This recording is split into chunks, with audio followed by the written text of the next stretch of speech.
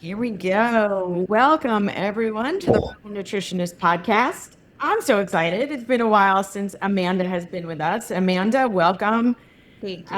Amanda is our amazing, phenomenal health coach. And so I always love our podcast together. It's been a hot minute since we've done them, so I'm super excited to be doing this. So let's get into it. I want to talk about a moment that happens virtually in our office, right? Every week. Someone will sit across from us. They'll tell us what's going on. They say, I'm bloated by 2 o'clock in the afternoon. I'm exhausted no matter how much I sleep. My hair's coming out in the shower, in the sink, on the floor. And then a little bit into the conversation, the sentence changes. They say, I'm an IBS girl, or I'm a SIBO person, or I'm a Hashimoto's person. And we always notice it because they're two completely different sentences, right? The first one is about something that's happening in your body. The second one is identifying or talking about who you are.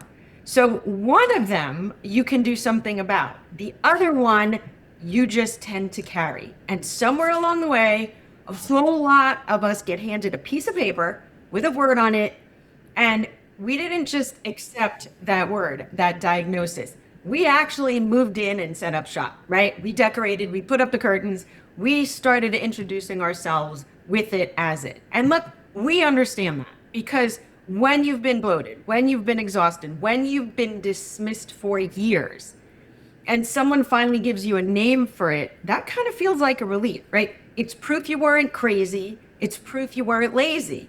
It's the name for the thing that has been consuming your life. But here's what I want you to hear.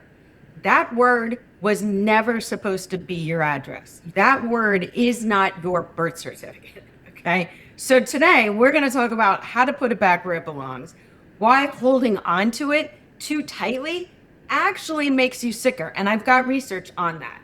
And why the people who try the hardest often get the most stuck. And then we're going to talk about a little bit of the numbers. I'll give you some data, so I think some of it might surprise you. But I'm excited to get into it. Amanda, let's take it away. So what are your thoughts on that? Let's Well, talk about that. how I highlighted the topic for today was why you're not defined by your diagnosis, right? And to your point, it is very validating for many people, and I've been the person to get a diagnosis, to have to identify a label around what it is that you have been frustratingly experiencing. And so that gives comfort in some ways, right? Oh, I'm not crazy. Oh, there is something physically happening and you now recognize it as this, right? But here's what I will tell you just from being the person who chronically identified as XYZ for half of my life is that you really truly become what you believe. And like we said, the diagnosis is really valuable, right? Because it explains the symptoms, you get a treatment plan, you feel connected in some ways sometimes with people through support groups and other people who are in your category. But the problem is when it becomes the primary lens through which a person sees themselves, it easily becomes a huge part of your identity and how you see yourself. Yeah. And to your point, if you become somebody who now this diagnosis is central to your identity, it then reinforces a constant state of vigilance in a way, right? Where you're now monitoring every symptom, you're worrying about these setbacks, you're feeling defined by this illness. And sometimes that creates a limiting belief about what you're capable of now that you've slapped this diagnosis. Yes. So Yeah. what No, are no, no. So here's something I want people who are listening. I want to run through a little thing with you guys. And I want you to say this about, I'm going to give you the condition about Hashimoto's or gut stuff, right? But I want you to do it with whatever thing you're dealing with. And I want you to see how this lands, right? There's 3 different ways to say things. So I don't care where you say it. You can say it in the shower. You can say it in your car. Just say it out loud. That's the goal. Okay. First is I am a Hashimoto's person. Okay. Now say I have Hashimoto's. Okay. Now say I am working on calming my immune system so that I can treat this, or I'm working on calming my immune system down right now. Let's just do that. I am working on calming my system down. And I want you to see how that feels, right? Because the first one becomes a description of you. And it's like saying, I'm short. The second one is something you're carrying. It's better, but it's still just kind of sitting there. And the third one has a person in it who is doing something. And that means there's a door that you can open to walk through to change it. So think about this, right? Same thing. Let's do it with your gut because we see this all day long as well. Yeah. I'm a SIBO person. Second one, I have bacterial overgrowth. Okay, the third one, I am working on my motility right now. I want you to see how that lands because look, the fact is you would never ever walk up to somebody and say, hey, I'm the woman whose business failed in 2019. Who does that? Okay. So why is this the one label that we wear on the outside, right, where everyone can see it? I feel like there's a piece of that as well, right? And people say the words don't change my antibodies or the words don't, but when the diagnosis, like you said, Amanda, takes over one's sense of self, that actually creates a worse outcome. Totally. And I can speak to that just from personal experience, going through the phases of feeling the symptoms, feeling like you're not seen, you're not validated, you're gaslit by the many providers explaining these symptoms. And then the next phase is, okay, you have this diagnosis. And then when you ask them, what can I do about it? There's nothing you could do. It's just part of who you are. You can manage the symptoms. And then you leave with that information that you're carrying with you. But what I will tell you from experience is, yeah, there was something really validating and it felt like a sigh of relief. Oh, thank you, I'm not crazy. But what ended up happening, and this is my own personal experience, is that now I see myself differently. I don't see myself as that healthy, limitless person. I see myself as somebody who now was diagnosed with dysautonomia, POTS, vestibular migraine, depression, anxiety, you name it, I was diagnosed with it. That became my truth. That's how I wore that on my back, and I went through the world with that carried in my backpack. So perhaps it was a friend saying, hey, I want to go see this concert tonight. Oh no, what if my heart races and oh, I can't stand for that long because I have POTS and I get really dizzy, right? Like now, all of a sudden, I have a limiting way of thinking and living my life because of this diagnosis. And this is how you kind of can take this to the next level, because to your point, when you mentioned a lot of people say, how does our mind impact our biology? But what we know is that the mind and the body are so deeply connected. What our mind thinks, our body feels.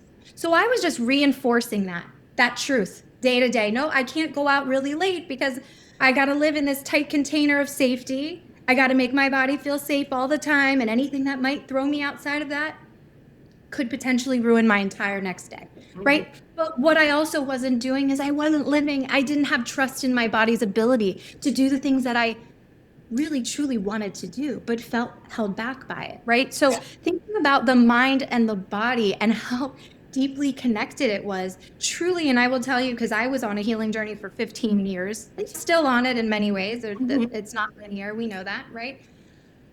But the piece that I was significantly missing in getting me to that next level was working on how I thought about my body and these diagnoses, and seeing myself and believing myself to be somebody who was healthy and can do all of those things without limitations.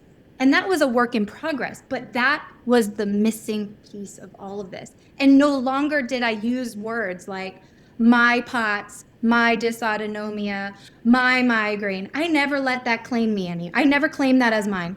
No more, no longer.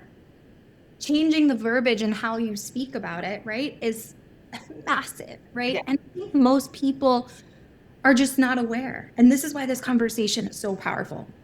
I'm like, I get the chills. I couldn't agree more because I think we see this every single day. Every Oh, we single day. When people can be like, I can let go of my diagnosis, that relief, right? And when I start to talk, we start to talk about liberalizing the diet. I had that with a client this weekend. And he's what? He's like terrified, right? But I'm like, we're here. We got you. We're your safety net. So I think there's so much power in that. But like you said, the fear of trusting your body because you were told I that you couldn't. can't trust your body. And I feel these conversations, and I think the other piece of it is, and this is where we are so different in the work that we do because you go, it's everything is linear. You go to the doctor's office, you get the diagnosis, you're given the checklist. Here's what I need to do. Yet you don't work on this piece. You're not working on any of that mindset, psychological stuff. And that is where the gold is. When people say to me, why do I need to do coaching? This is why. Because this is the part, one of the pieces, because you're so phenomenal, but one of the pieces that the clinical stuff that I do doesn't touch and that people aren't getting. But as a practitioner myself, realize the value of having that. And then the people, and we see the results in the people, right? I want to give you, it was very interesting because there's research on the 4 different ways people hold a diagnosis. And I think this is really important, right? Some people push it away, pretend it isn't happening. We certainly know many of those, right? I can tell you a few that I know of, right? Some people get swallowed by it. This becomes their whole personality, right? That's the second one. The third one is people who make piece of it, that they say, okay, this is a picture or a part of the picture of who I am, but it's not the whole picture. And then the fourth is the people who say that it actually gave them something, meaning it made them stronger. It made them pay attention. I can tell you that even from my diagnosis, right, 25 years ago, after I learned to make peace with my cancer, that I knew it wasn't who I was given this window and I saw it afterwards. Wow, I am resilient. I can fight this. I can help others, right? That was the trajectory that put me here. So what the research has shown is the people who had been swallowed by it and the people pushing it away, those groups did worse in their recovery, worse mood, worse physical functioning. The people who made peace with it, who said, I can do something about this, actually did better on both. And the gut studies specifically, like the people who made peace with it were measurably better at managing their disease, or their condition. It's really, how do you hold it in your head? When you said something, I think I thought about this quote: our wounds become our wisdom and our pain becomes our purpose. So giving yourself the opportunity to reflect and think about this notion that life isn't happening to you, it's happening for you. And this is stuff that I talk to clients all the time about, because when you're in the throes of it, you get the diagnosis, you're feeling frustrated, you see the labs, they're all out of balance, and you're like, what is going on? Why is this body failing me? But I always try to encourage them to think beyond that. What is this lesson here? What is the universe, God, whatever is pulling you to that higher being? What is that? What is the message here that you are being forced to listen to, right? And how can we use that as fuel and motivation moving forward, while also honoring the fact that, yeah, this is frustrating. This does feel heavy. This does feel like your body in many ways is failing you. Yeah. But it's not betraying you, it's protecting you, right? And all of these signals are just it's signals to your body. All these symptoms are signals to pay attention, right? So yeah, that is why I think in many ways, like you said, to your point, the coaching can be so valuable. And I know from experience, because I was on the other end of this as a client many years ago and talking to my coach and just being like, when am I going to get better? I remember being like, just promise me this gets better. That's all I need from you. And she's like, I can't do that for you. You have to believe that's true.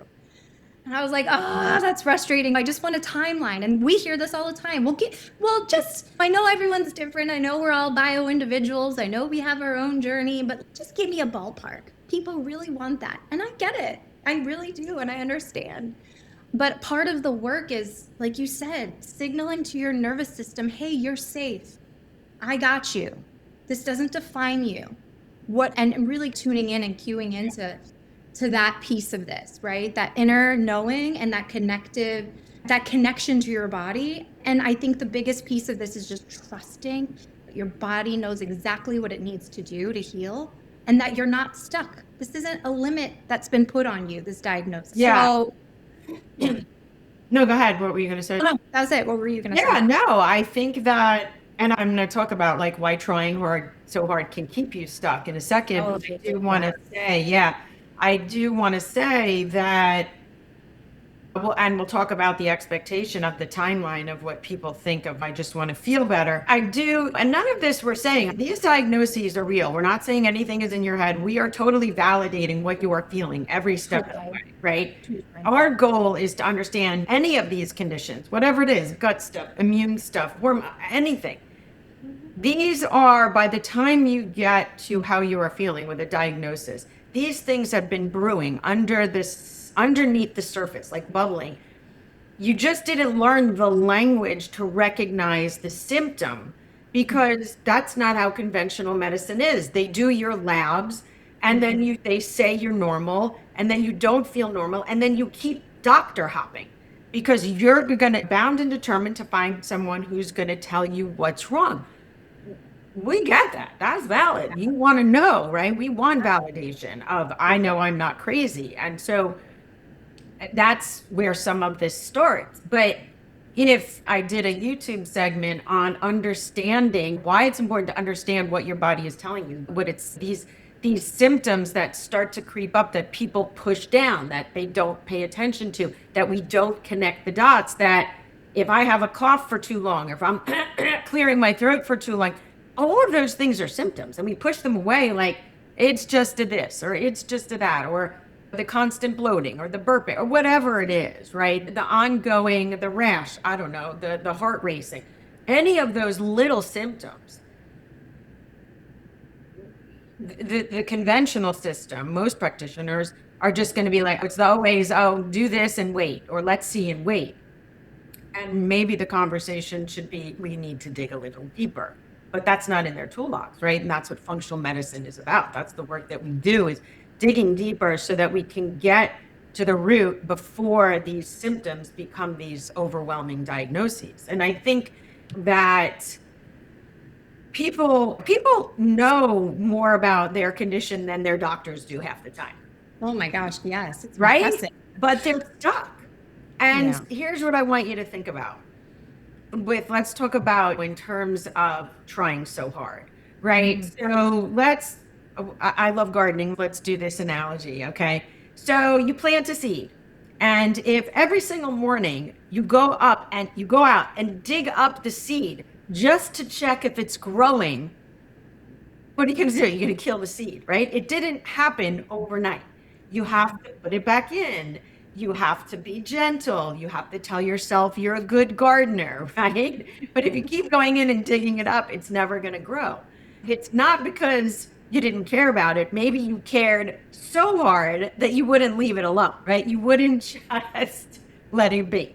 And, there's actually a name for this, in terms of what people call it. But so for instance, researchers measure how anxious you are specifically about your gut, for example. Okay, so it's not anxiety in general, it's anxiety about your digestion.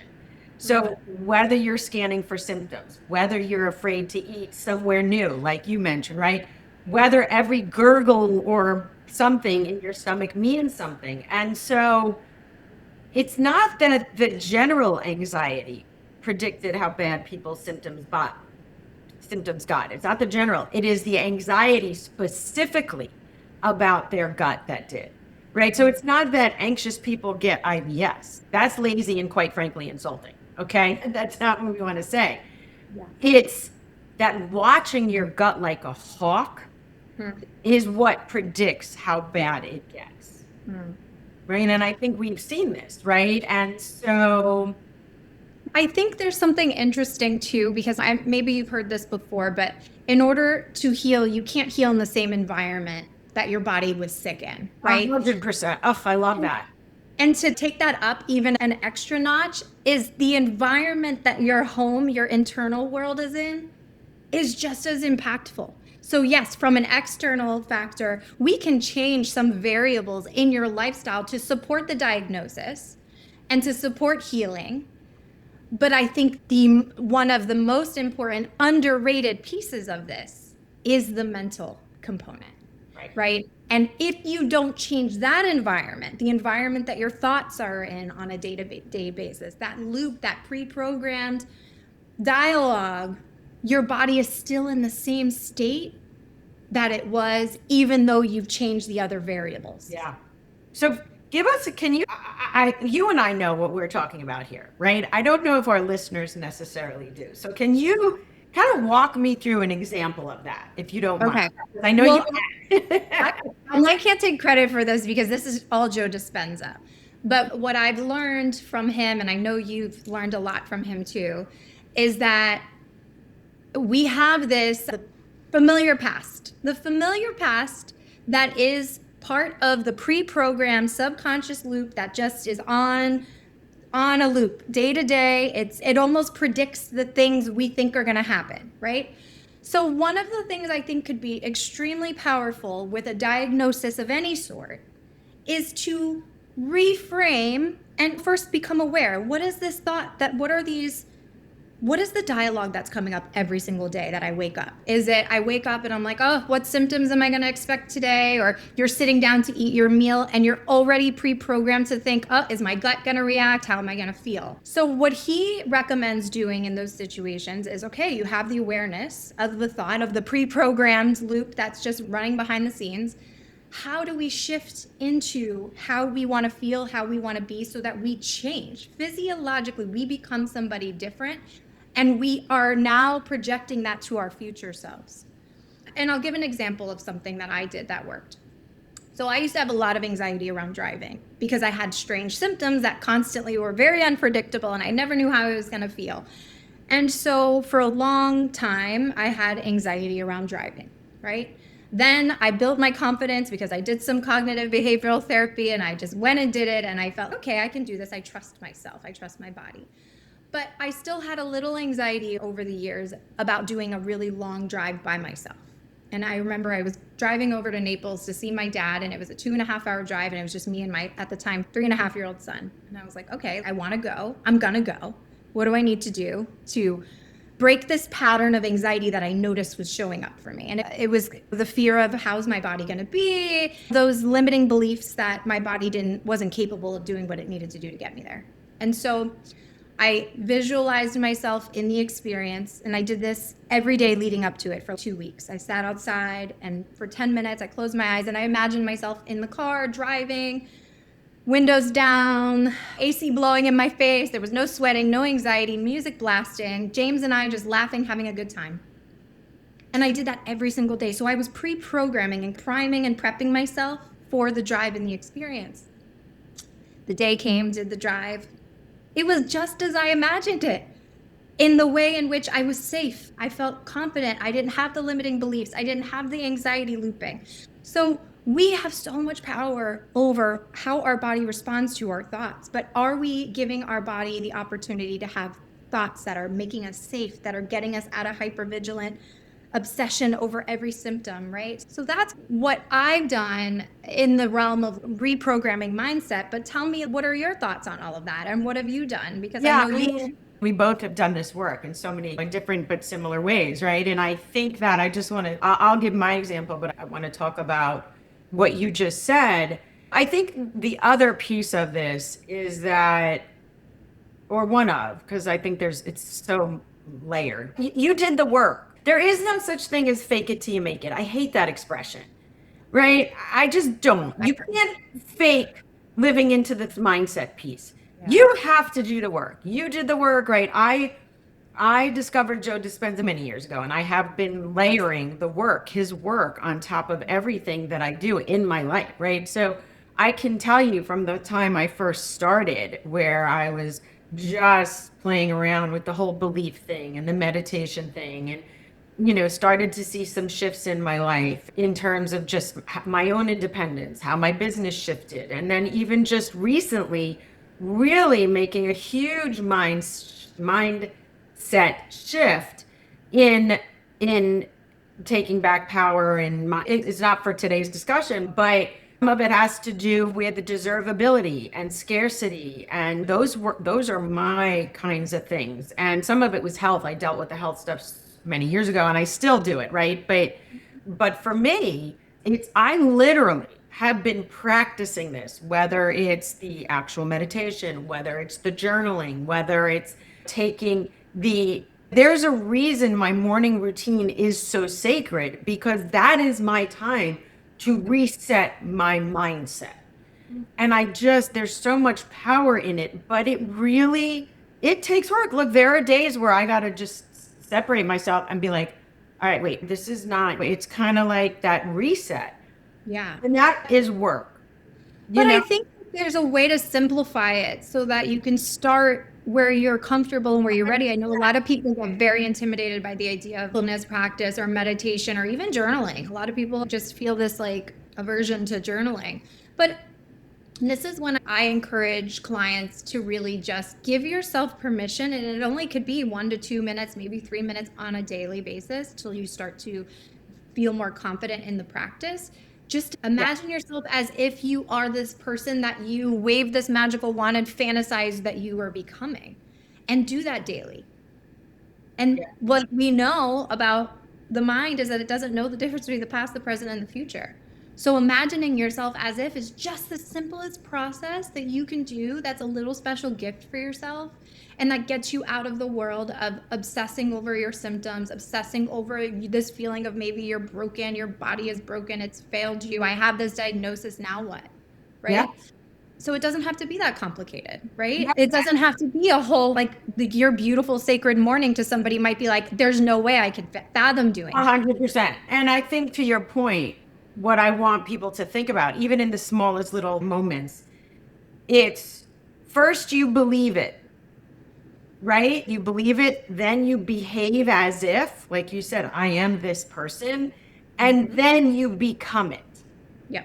Right? So it's the belief, it's the behave, it's become. So even if you say that, I remember in the very beginning, that's how I started. I'm going to believe I am this person. The more I believe it, now I am doing things to become it, right? Or behaving, that my actions were behaving. And then I became, right? And so I think if we can look at that, and that's again the beauty of this work that we do, and I'm excited to be moving into more of a group format in this way in the next coming months. We're going to be launching all this stuff in that way, because I think that hearing other people's story, I think having a sense of community around this allows people to feel seen and heard, and most importantly, feel safe. Yeah, for sure. I'm excited about the idea of a group setting because I think it shows people, number one, that we're not alone and we're in community, which I think people are craving. And we see that with these diagnoses. They look for people in their group to affirm, to make them feel seen, to make them feel not alone, someone they could perhaps learn from, right? And we also know that those can be problematic too, because it's reinforcing the thoughts, the beliefs, the limiting beliefs, all of that.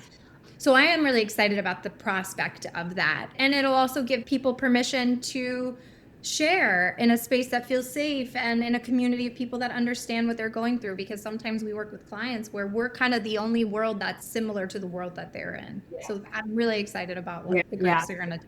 I'm super pumped about that. I think the other thing I really want to spend just a minute on, because I think so many people stop before it really works, meaning like you want an answer today. You want your symptoms to go away tomorrow, right? Oh, I know. So feelings, your emotion, the emotional brain wants an answer right now. The biological body brain is not on that schedule. No, exactly. Right? And one of you is being reasonable. Right? That emotional part. How many times do we see this? Someone changes something on Monday, and then Friday they're like, oh my gosh, all the time. Better. Why am I not feeling better? And they say, this isn't working. My body is broken. Nothing Yeah. worked for me. They reinforce that identity that they have put on themselves, right?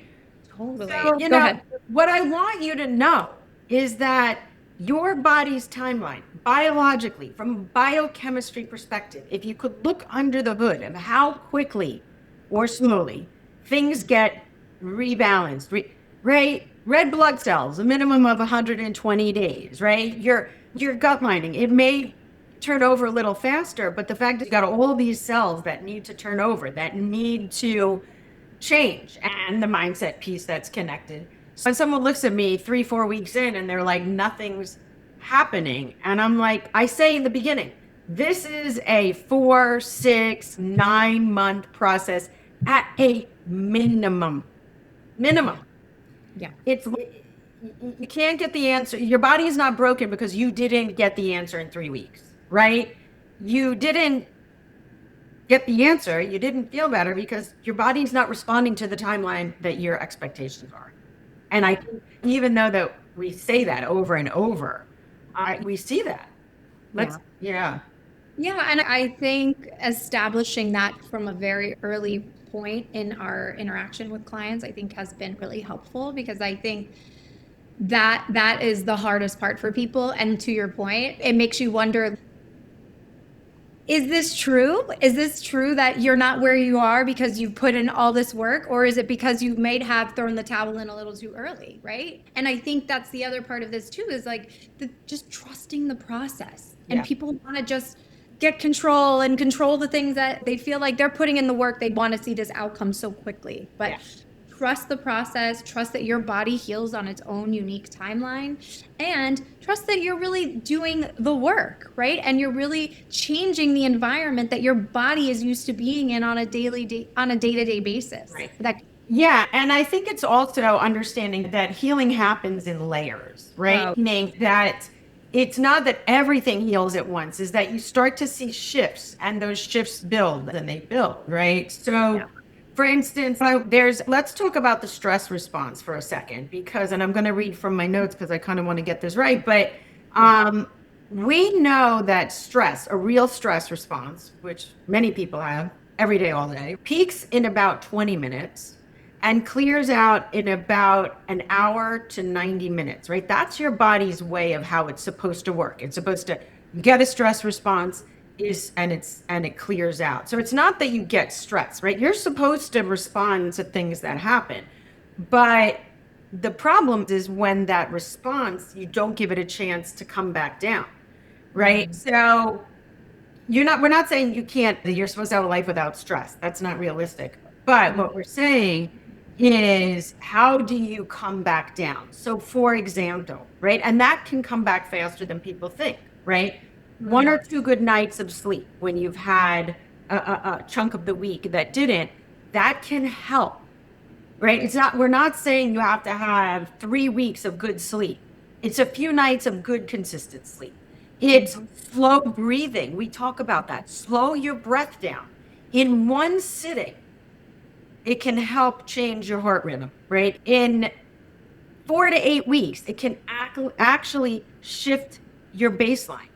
And here's my favorite, 8 weeks of a regular meditation practice that research can see actual physical change on brain tissue scan. Wow. Right? There are areas that are involved in memory. They got calmer, they got denser, and the change in the fear center tracked how much less stressed people said they felt, right? So in 8 weeks, you can see it on a scan. Like, that's powerful. That is powerful. And we know your gut is tied to your brain. And we know how, the other thing that we talk about a lot is the state you're in when you are eating changes what your gut does with food. Are you eating in a stressed way? Right? We talk about it. If you're eating stressed, your body's going to feel the stress and it's not going to digest food properly. So, and there's so many of these little things that we talk about, but it really, the mind is so powerful in how we create the outcome. So again, let's work on that mind piece or expectation, because we're going to help you work on how do you fill the tank? how do you create that foundation, that healthy foundation? When we talk about nutrition and fitness and sleep and stress and environment and the mental, emotional piece, like those are your 6 pillars. We need to work on those, period, end of story. That is where things need to start. I just think that, yes, we'll start to see, I always want to say, you'll start to feel better sooner, but it will take longer for the entire system to rebuild. We say that with gut health all the time. And it can take 9 months, 14 months, 16 months, 2 years to rebuild the actual lining of your gut to where it's really balanced. Will you start feeling better sooner? Absolutely. But I think we've got to really be realistic on the timeline expectation, because we know there are programs out there selling a quick fix. It was so interesting. My daughter and I were talking about these girls, these young women who are in these high ticket sales positions, right? There's some very famous ones on the internet. And they sell these high ticket programs, these nutrition programs for, I don't know, thousands of dollars. And their promise is lose 25 pounds in 6 weeks or whatever that is. And I'm like, oh my God, like we're selling eating disorders, but that's a whole other thing, right? But the media, the culture is selling you this quick fix, and you're paying for it because they're appealing to your emotions. I want that. The reality is, it can't happen like that. Your body doesn't work like that. Yeah, you'll lose the weight. You'll gain back twice as much. Or you'll feel better, right? Here's a bucket load of supplements or antibiotics. Sure, you'll feel better in a shorter amount of time. It's going to come roaring back if you don't fix the foundation. Totally. And to your point, and actually go off of what you said about the social media and the influence of that. Now there's so much more awareness about root cause medicine and diagnoses, and now the new name for PCOS or the PMOS and perimenopause. Right now, we're so quick to slap labels and diagnose our symptoms from that perspective too. And now that's another identity we've claimed. It's another identity we've given power to and has a claim over us. So that's just something I would leave people with today, is just be mindful of what we claim and bring into our sacred, our body, our mind, our spirit, our soul. Yeah. And yes, while I'm so glad we're shining a spotlight of awareness around these topics that we know and we've been talking about for decades, just be mindful of how much you let that creep into how you see and act and live in the world. Yeah. And if it does create any limitations for you, that would be my homework assignment to anybody listening. I love that. I think that's a great, look, awareness is all of it, paying attention and owning your piece. And I think the other part of that is, I had done a rant a few weeks ago about people who are like, this doesn't work for me, or I've shown up. You're responsible for showing up for yourself. You're responsible for what you put in. Right. Own that. Yeah. Own that. And be responsible and be real with yourself, right? You gotta put in the right kind of work consistently. Because, and look, and there are people who do everything right. They say, I'm doing everything right. And their bodies don't always respond back. But that is where this work becomes so much more powerful, because now we start to really look at the nuances. We have a client who has been dealing with gut stuff, SIBO, for a very long time. She's been to a bazillion doctors, and no one has ever addressed the mindset. She is extremely hypervigilant about following things. And I started because her body is sensitive. It's definitely a real thing. We're not saying you're not responding to this. And I actually said to her, let's pull back a little on the supplements. Let's pull back on some of this, and let's address some of this mindset piece about the hypervigilance, about going out to the garden and looking at that seed every single day. Is it growing? You know who I'm talking about, Amanda. Mm-hmm. But so I think there is that part of just owning that, yes, you need to put in the work, owning this whole part of the timeline, the not identifying as the diagnosis, and also allowing yourself to pull back and relax. It's not white knuckle all the time. I feel like so many people are just sitting there white knuckling, we got to get through, we got to get through. That makes it worse. Yeah. Right. So I do believe that all of this has like, how do we put these puzzle pieces together? And the beauty of the work is that we put it together differently for every single client. Yeah. Yeah, for sure. That's where you're meeting people where they are, but you're also sharing your 25 years of clinical experience and my 15 years of being on a healing journey, and making this make sense in a way where we can package it up because we know, because we've done it, we've done the work, we've come out the other end of this, right? Meeting people where they are, customizing this to every individual while also honoring these pillars of health and finding as much balance as we can in those areas, I think is the sweet spot. It's what we do, I think, that makes us so unique and really helps people think about their health in such a different way. Yes. It's not just the protocol, it's not just the exercise, it's not just the food. It's so much bigger than that. 100%. And I'm glad we had this conversation because I really do want people to hear that. And look, here's what I want to leave you with is that you can be totally serious and totally committed Totally. to the treatment. Yep. And not lose your identity in it. So you can be committed and serious about the treatment, but you can be loose and fluid about your identity in it. Right? And I think that is really the goal. Yeah, agreed. Yeah. We don't want you to think of it as who you are. Yeah, exactly. Love it. These conversations are so fun. We would love it if, look, leave comments, like, subscribe, obviously share with whomever you think would benefit. I always offer a free 15-minute conversation with anybody who wants to talk about this stuff. So be sure we've got links that you can book that call. And yeah, we're excited to work with anyone who is ready to put in the work and get to the bottom of what's going on with them, their symptoms. Yeah, love it. And maybe share if anybody feels inclined, any takeaways or anything they resonate with. Yeah, absolutely. Right. Like, what is the sweet spot? What hit the nail on the head for you? What did resonate? We love the feedback because it always gives us ammunition for the next conversation. So, Exactly. yeah. Awesome. All right, Amanda, thank you so much for your amazing insight and contribution to all of this as usual. These chats are great. Thanks for having me. It brings a whole other dimension to this work, and it's so necessary, right? In an era where social media is consuming and confusing. All right, everyone. This is your Rebel Nutritionist signing off. You make it a great day.